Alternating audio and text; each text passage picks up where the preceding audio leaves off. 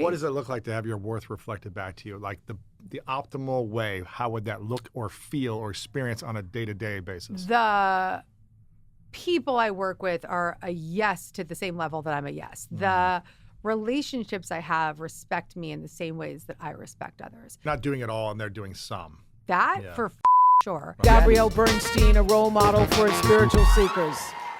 Back in the house with my boy Lewis House. You are a fan favorite here on Dear Gabby Big Talks. You really are. I feel like Thank you. when you're here, people listen. And I mean, people listen. They like me. They like us. They like us. They like us Like they together, like me, you know? but they like us, and they like you a lot. And I think the world loves to listen to you. I love you. I'm happy to be with you, and I'm staring at you, being like, bro, how do you look 10 years younger? You're shining from the inside out. That wouldn't just happen. We'll talk about the physical things that you're doing because I'm interested, but I also want to know about the emotional and spiritual. Well, making a decision to transform my physical body. I mean, I've always been an athlete, so I've been healthy, but I was able to get away with, I'm athletic, but I eat whatever until I hit like 40. Yeah, it's literally 40. 40, you just go. And then I was just like, I injured my Achilles last year. I ran 2 marathons in a year. And I kind of, without training. So that was not smart. I was trying to be like, okay, I'm a 22-year-old again. I can just whip out a marathon and then do 2 back-to-back. But I didn't train for them. So I'm not a distance runner by nature. So I maybe did a couple miles, but that was it. And I kind of messed my legs up. And then I started trying to dunk a basketball. I was like, I'm 40. On my 40th birthday, I'm going to go dunk a basketball. And I hadn't played basketball in years since before the pandemic. So I didn't warm up, and I was just dunking. And I was like, wow, I can still dunk. And then the next day, it was like I couldn't walk. My Achilles, like something ripped. So I had to spend like 6 months healing the Achilles. And it made me realize like I'm not immortal. Yes. I'm not immortal, and I'm not 22. Welcome to your 40s. But it made me excited because I was like, I can heal this. I can start making different decisions. That's going to make me feel like I'm 20 again. And now I feel stronger than when I was, playing college football. Yeah. And that's by the decision to truly go all in on a lifting program and a nutrition program. Yeah. Now, I'm not like, 100% perfect all the time, but I'm 89% like hitting all the workouts. I travel a lot, so sometimes the nutrition is off then, but for the most part, I've lost 25 pounds, but I've also gained muscle. So I just feel a lot better. I'm not where I want to be, but I'm on a journey. I don't think you need to change a thing. You look extraordinary. Thank you. You have you're right. I could get away with. You could get away with it. You're tall. You're fit. You are young. You are young. You're still in your early 40s. You're young, but that 40 year when you get to 40.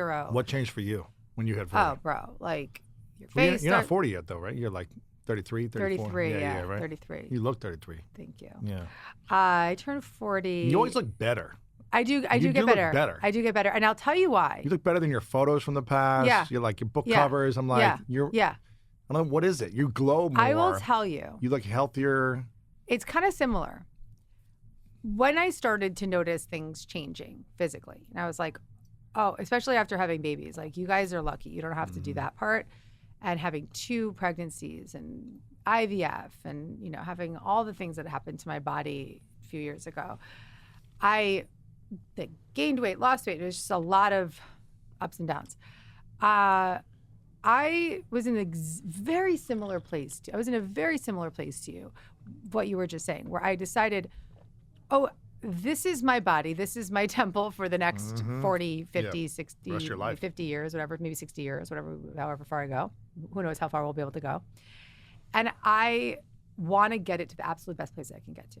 And so went back to my no dairy, no sugar, no gluten, went back to committed exercise routine, started following our friends like JJ Virgin and folks like that telling me like, eat your protein and doing my aminos and but like really doing it, right? It's just like a spiritual practice. Yes. It's like if you don't practice what you preach, you're not going to be reaping the benefits of it. And so being in that commitment. And so I've been back in that commitment and I feel really good. I feel really, really good. I'm back. The last time we talked, we FaceTimed, you were on the treadmill, the Stairmaster. That's exactly right. And you're like, okay, I can talk, but I'm on a Stairmaster. That's right. And we were FaceTime. I was like, "Do I it, can cool." talk, but this is not going to be missed. Uh-huh. And I started to do like 2 days in my calendar that are Gabby days, and I don't not work those days, but Ashley's here, my assistant's here. You can testify. I'm like, don't book things too much. Here. Yeah. Too much. Less. Less. Less. But the biggest thing is in the past month or two, I have claimed my worthiness. We were just with Jamie, and we were talking about Worthy, her book. But I've claimed my worthiness, and I am expecting it back. Claim my What does that mean? worthiness. Haven't you always been worthy? I've always believed I was worthy of. I always believed I was worthy of doing and creating the things that I could create, but I didn't believe that I was worthy of getting it back, getting it reflected back to me. Not in like accolades or credentials. That I believe that's worthy. But I didn't believe that the people in my life that were surrounding me, I didn't believe I was worthy. This is an ingrained belief system. I didn't believe I was worthy of having my faith of my greatness reflected back to me. How could that look? Oh, What does that look like? It looks like to be able to receive that reflected back. picking up the slack for a lot of other people. This is what it looked like, right? Picking up the slack, not expecting more, being afraid to expect more, but then silently being resentful, feeling like not asking for what I need, not having a clear boundary. Nope, that's not for me, man. Right. I'm not going to accept that. That energy is not my vibration. Not being a dick, but being like, I am not here for that. And I didn't have those boundaries, and I really claimed them. Actually, I had a shakedown in December where I was like, look at this interview. It just turned on me. I had a shakedown. It's not an interview. We do big talks. We just you had talk. a shakedown with like a transformation? An inner or shakedown. yeah. I was like, this isn't what I want. I said to Zach, our CEO, my husband, and I said, I want to quit. I'm done. Like, I'm out. Quit what? Like, quit Everything. the way I'm doing things. Oh, not like quit your business No, I wanted to quit my business. Because it wasn't working for you anymore. Because it wasn't what I wanted to be doing in the way that I was doing it. And I wasn't having my worth reflected back to me in a lot of ways. What does it look like to have your worth reflected back to you? Like the optimal way, how would that look or feel or experience on a day-to-day basis? The people I work with are a yes to the same level that I'm a yes. The relationships I have respect me in the same ways that I respect others. The people that I collaborate with, whether it be, partners or media, that they're at the level that and when I say level, like, you're not doing it all and they're doing some. that for fucking sure. Right. But also that, and it's not just that it's yes, that for sure. But also this, if I'm going to bring my all, I want you to bring your all too. And if you don't want to bring your all, you don't have to come to my party, period. And I love you. Right. Wow. So I respect boundaries. Big boundaries. Wow. Big But boundaries. I feel like you've always had boundaries. I feel like you've been very clear with people, direct. But do you Not feel like- really. really? No. More of like a people pleaser? Underlying a bit of people fixer. Not people pleaser, people interesting. fixer. You like the projects on people, huh? Well, ish, or then just sort of unconsciously just picking up the slack, or this isn't just at work. This isn't all things, and so, or just not expecting my worth reflected back to me. Claiming my worth and respect and expecting it back. Wow. I mean, you've seen me through so much. I mean, you saw me like 2 decades ago I've almost. seen you since 2008. I know. 16 years. I know. Your first ING book. Yes. Is that 2008, 2009? It was. Yeah. It On a really was. skateboard in the middle of New York City. Yep. That's the cover, right? Yep. Isn't that what it is? Are you standing on it or you're holding it or something, I think? I'm standing on a skateboard in the middle of the city. Yeah. Mm-hmm. And here you are now. 13 years of School of Greatness. 11 years. 11 years What last was the week. third? Oh, no, you was 11. 11 yeah. years, yeah, Oh, yeah. yeah. 11 years. Uh-huh. 11 years, every single years. week showing up. You've been doing this for 15 plus years too. Well, I've been in this field, but I haven't done a podcast every day for 11 years. You've shown up for a long time. I've shown up for a lot, but so 11 years. So what does it take to get to that 11-year point? What's interesting because you had this kind of inner transformation over the last month, I guess, because over the last couple of years there was a lot that's happening, and it was not feeling like a burden, like the consistency of it, but I was like, it's not feeling the exact way I want it to feel, right? I'm just doing it, and I felt like I was doing a lot for my maybe similar feelings. Like I'm just trying to make money to hire more people, to pay more people, and then there's challenges and problems, and people are unhappy or whatever. is this fun? Is this enjoyable? Yeah. Right? It's like, okay, why am I working so hard Yeah. to pay and try to keep making more money for all these activities? And it's just what I really, really want. And I realized that I lacked the boundaries also. And I just was saying yes to too many things. And over the last year and a half, I just started saying no to a lot and ending certain relationships or allowing people to leave without trying to like, Save it. Yeah, while saving it, I was like, it's not the right fit. I want you to be happy and me to be happy. Cool. And I mean, the last year and a half, I think I had the biggest transformation internally from saying no to a lot of people that I used to say yes to for a long time that I felt like I needed to say yes to. Whether it be people in the industry, not you, but just people asking me for things where it felt like I was stretched thin all the time. Yep. And I was always working after work for other people because that was what I was familiar with, is what I was used to, is just like giving and contributing and helping, and which I think is a great thing to do until it started to like, I don't know, suck the life out of me. So you start overriding yourself. It was for too much. Yeah. And so that's been a big part of me taking the, like I work out 2 hours a day now pretty much, or I'm like in a 2 active hours. process where it's like I'm driving to the gym, changing, I'll steam, I'll shower there. So it's like a 2-hour process. It's a lot of time. It's not just like a 20-minute quick thing. It's like, okay, this is me time. Yep. And I schedule it every morning. Yep. And also I used to, I don't know if you still do this, but it wasn't until last June where Matt, my COO, who you know, I used to do all the interviews, and then in between 2 interviews a day, I'd be posting on every social media platform, right? On Instagram, Twitter, Facebook, I was the one in control. Yeah, crazy though. Of all and then I'd write the newsletters. I was doing it all until 6 I'm months very, ago. very familiar, Lewis. I am Right? very familiar with what you're And then talking he about. was like, My team is here and they're laughing their asses off. See, I am not allowed. I'm not the only crazy person. I was doing it all in between stuff, and then my day would start at 5 p.m. Yeah, totally. Right? Okay, I'm the talent during the day, so I've got to interview, I got to prepare, I got to be on. Then everyone leaves. Okay, now I got to go through my email and get back to people that need stuff from me. Yep. And so I realized that just wasn't sustainable. So Matt really encouraged me. He's like, we're not able to scale unless you learn to delegate and empower and train. And it may take some time. It may not be the way you want it to be in the first 3 to 6 months. But allowing others to have ownership of platforms and things has freed up my time and energy. And it's still hard to fully let go of, but it's freed me up, and it's been a blessing.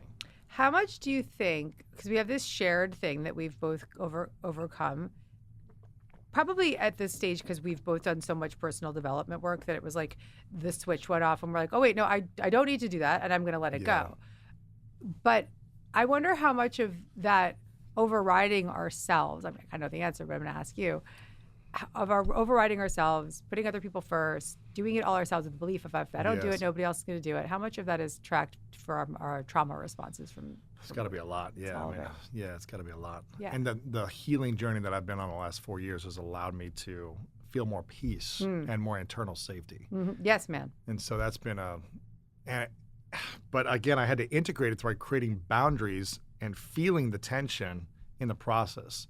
It wasn't without, I had to do these steps to create boundaries and show myself that I still got me, even when someone's upset at me, or even when I let someone down, or even when someone's maybe talking bad about me because I didn't do the normal things I was used to doing.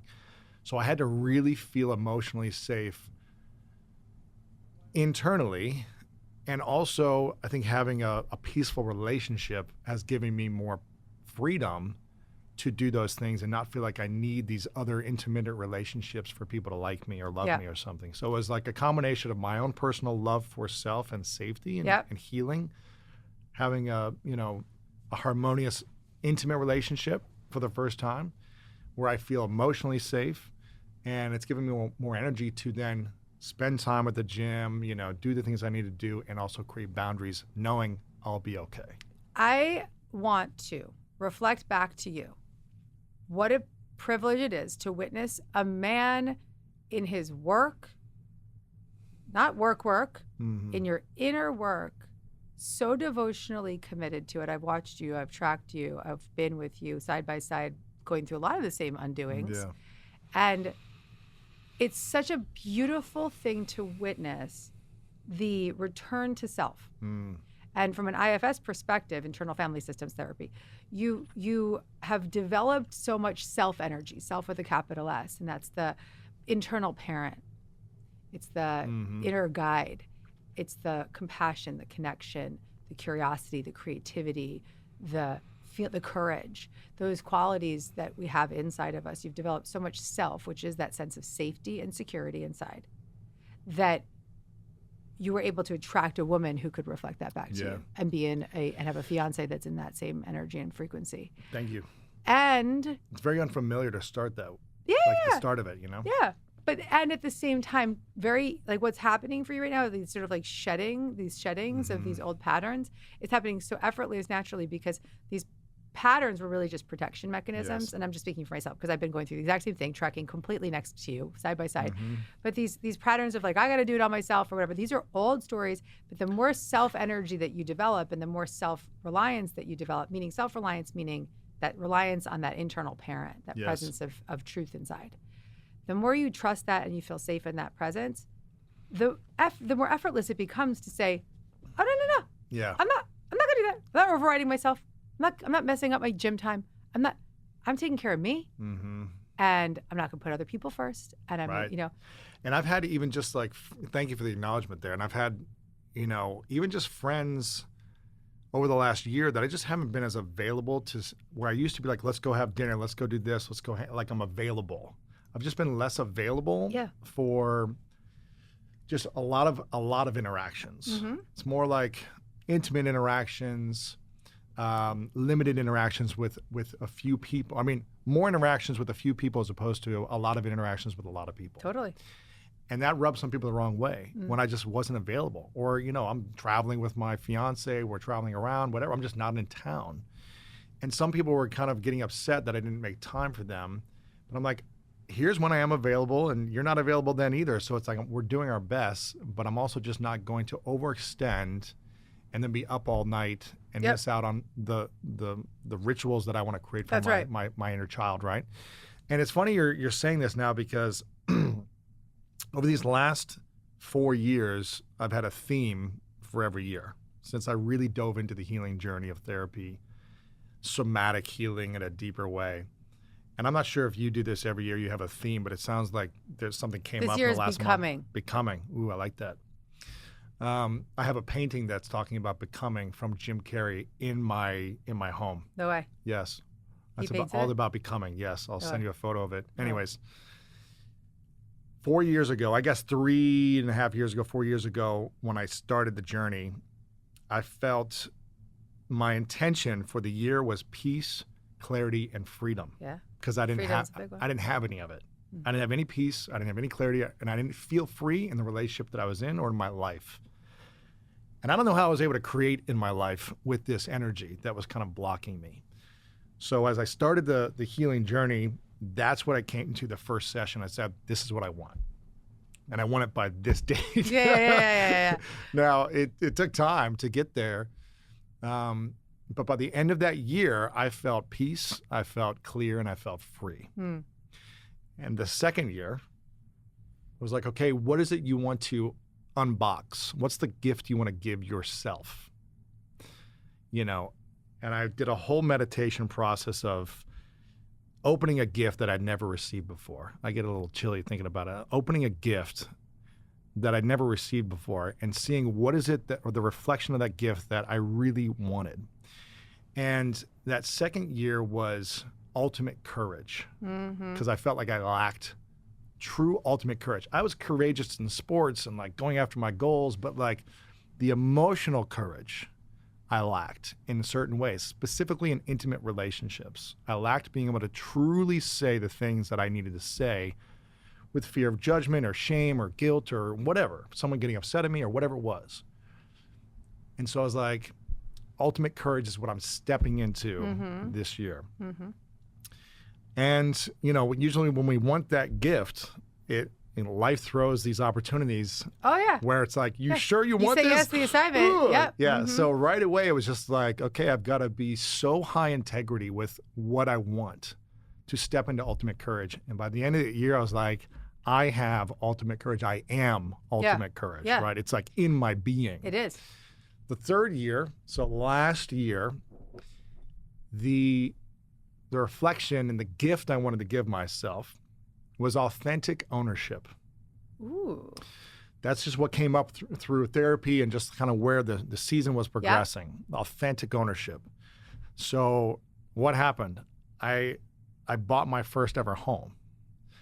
I turned 40. I launched my most authentic book about like, this is the book that I truly want to be out in the world, like the message that I truly believe in. Like I'm owning this message and I felt so good about it.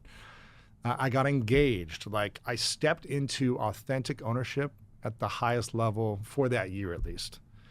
And I just kept stepping into these uncomfortable things, but they were also felt natural. It was uncomfortable, but it was like, yes, this is the steps I'm supposed to take to transform, to develop, to become who I'm supposed to be, my higher self.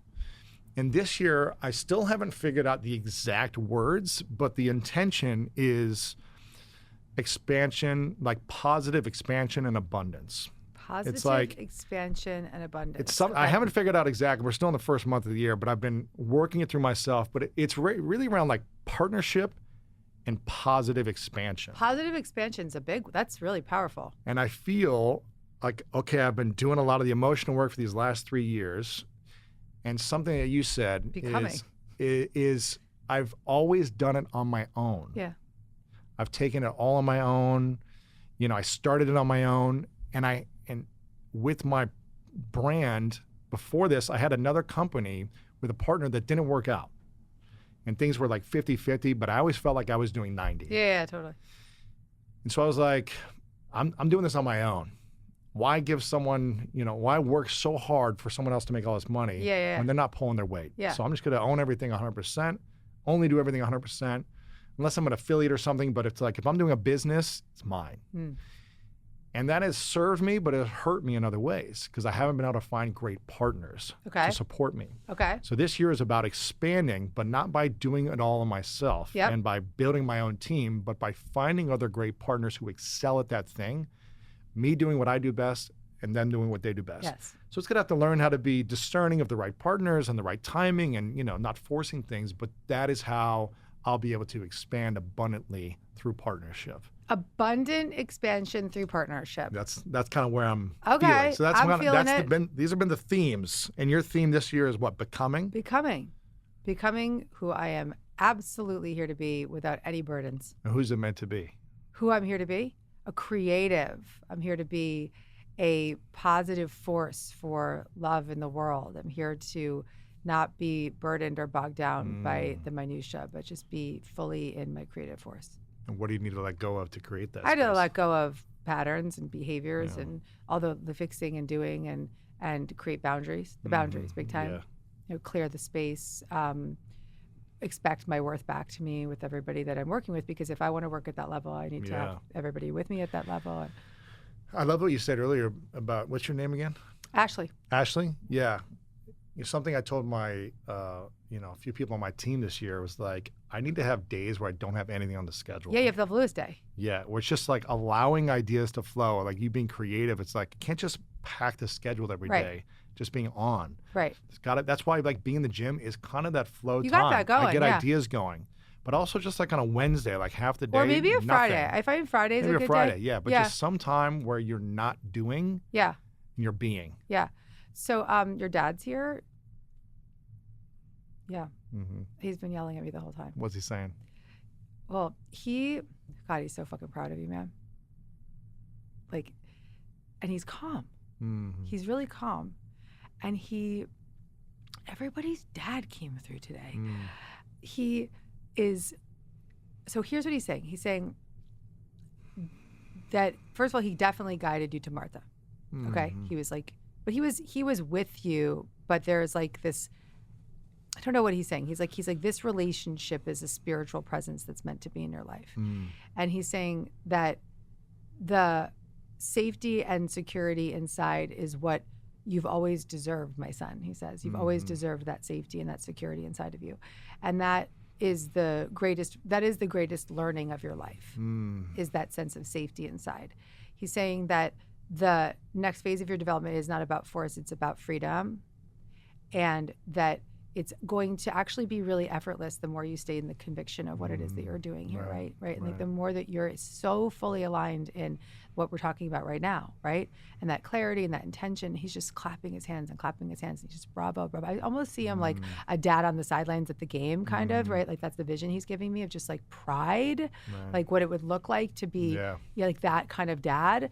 And there's just like immense, intense pride for this gift that you've brought, but most proud, not of all the accomplishments. Like he's like, yeah, that's cool. Like he's cool, he's doing it, but of the work on yourself, right? And the commitment and the conviction that you've made to yourself. Wow, that's beautiful. And in the service of others, you've been committing to yourself. And so he's saying it's going to be easy, it's going to be fun, and it's going to be in the flow. And there's going to be a baby. Sorry, and there's going to be a connection to him, to the baby. Wow, that's cool. Yeah. Yeah. It's so funny because I think Martha can channel him. Wow. Does she talk to him ever? She never got to meet him. That's the one thing she's really sad No, about. but he's saying something like he talks to her. Wow. I should ask her about that. Yeah. Yeah. And maybe she knows. I think she does probably know. But there's like he comes through to her to come to you. So it's almost like if you're really feeling stuck about anything, or there's like a really like sit in meditation with her and just let her channel him because she has access. Wow. Yeah. Like she's got full access to him, and he's saying, he's like almost like banging on the door, like showing me knock, knock, knock, knock, knock. Let me come through, and she'll be like, hell yes. She'll just be like, sure, let's turn it on, because she can do that. You know what's interesting? That I was just talking about my dad right before this in another interview, actually, because I was reflecting on when you start to realize you go through your own healing journey as an adult, and you think about the love you received from your parents, but also the stuff that was unjust or unfair, or how they could have messed you up, or what they could have done differently, and how you could also see them and accept them for where they were at in their journey, but also know it was painful. I was having this conversation about, forgiveness and all this stuff just like an hour and a half ago. And what you just said right now, one of the last conversations that I had with my dad before he got in a car accident, which then left him brain damage for 17 years until he passed a couple of years ago. So he was physically here, but not kind of spiritually and emotionally gone, right? He wasn't the person that everyone knew him to be. And every time I saw him, it was really devastating. It was not like a good time when your father asked you, what's your name again? And what did you, like, didn't you used to play sports? And where did you go to school? In the same conversation for 17 years. The last thing that he told me before he went on this trip and then had this injury was, I'm going on a spiritual journey. And I'm getting I'm getting chills just thinking about it, because you said that. And I never seen my dad like this before he went on this vacation. He went to New Zealand, and he said, I want to take my books, the Bible and another book, and go on a spiritual journey. And I mean, he went on the most extreme spiritual journey of losing his identity, losing his health, losing, his ego was shattered. Yep. He was not able to be the man that he was. And I don't know, I'm just reflecting on it. I'm glad that you were able to share and that. I feel like what I heard him say was like, I'm on this journey with you, right? I got to say to you, like, there is such a presence of calm and serenity, and he's definitely your primary guide, I think, like your greatest guide. Yeah. And he's coming through, and he's almost like a spiritual teacher to you. And he wants to work with Martha. He wants to come through to her. Yeah. And the baby, this is very personal, but like there's like when you guys have a child, you're going to feel his presence in that child. Probably. Yeah. You will. Probably. You will. You will. Wow. Oh, my love. I love you. We only do big talk. I know. That's the core of our friendship. I know. And I get to have dinner with you tonight. I know, I'm excited. And we're having an early bird special at Jay Shetty's house because Jay has boundaries and he's going to bed at 9 o'clock. Yeah, exactly. I mean, it's really important. We've got these boundaries now. Yeah. We're all grown up. I'm still figuring it out, but I'm figuring it out. I love you so much. I love you too. And I'm so happy to be able to extend that pride from your father through to me to you. Thank you. Yeah. I love appreciate you. it. Yeah. So good. If you like this video and you want to get more Gabby, check out the next one right over here.